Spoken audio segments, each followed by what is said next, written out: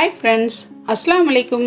Welcome to taste with us Tamil. இன்னைக்கு சுவையான mixer எப்படி பண்ணுறதுன்னு தான் பார்க்க போகிறோம். கடைகளில் வாங்கி சாப்பிட்றத விட குறைந்த செலவுலையும் அதிக சுவையாகவும் மிக்சர் வீட்டிலேயே ரெடி பண்ணலாம். வாங்க ரெசிபி எப்படின்னு பார்க்கலாம். இதுவரையிலும் எங்கள் சேனலை சப்ஸ்கிரைப் பண்ணாதவங்க மறக்காமல் சப்ஸ்கிரைப் பண்ணிக்கோங்க.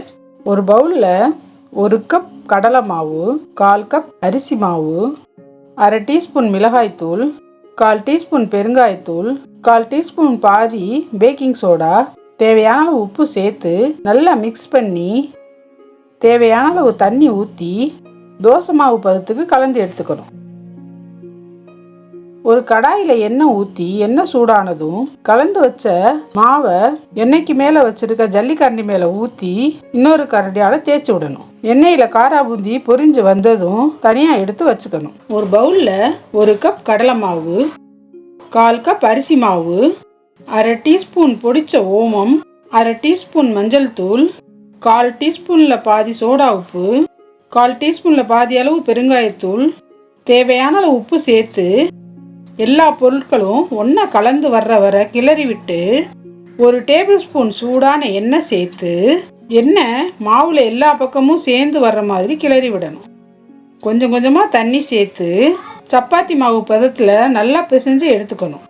ஒரு கடாயில் எண்ணெய் சேர்த்து எண்ணெய் சூடானதும் முறுக்கு உலக்கில் ஓமப்பொடி அச்சு சேர்த்து மாவை முறுக்கு அச்சில் சேர்த்து சூடான எண்ணெயில் பிழிஞ்சு விடணும். எல்லா பக்கமும் நல்லா பொரிஞ்சதும் எண்ணெயை வடித்து எடுத்தால் சுவையான ஓமப்பொடி ரெடி. கொஞ்சம் கிஸ்மிஸ்,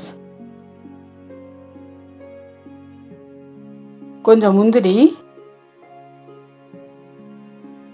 கொஞ்சம் கருவேப்பிலை, 1/4 கப் நிலக்கடலை, 1/4 கப் பொட்டுக்கடலை, 1/4 கப் கார்ன்ஃப்ளேக்ஸ், 1/4 கப் அவல் எல்லாத்தையும் தனித்தனியாக எண்ணெயில் போட்டு பொரித்து தனியாக வச்சுக்கணும். நாம் செஞ்ச ஓமப்பொடி, பூந்தி மற்ற எல்லா பொருட்களையும் ஒரு பெரிய பாத்திரத்தில் போட்டு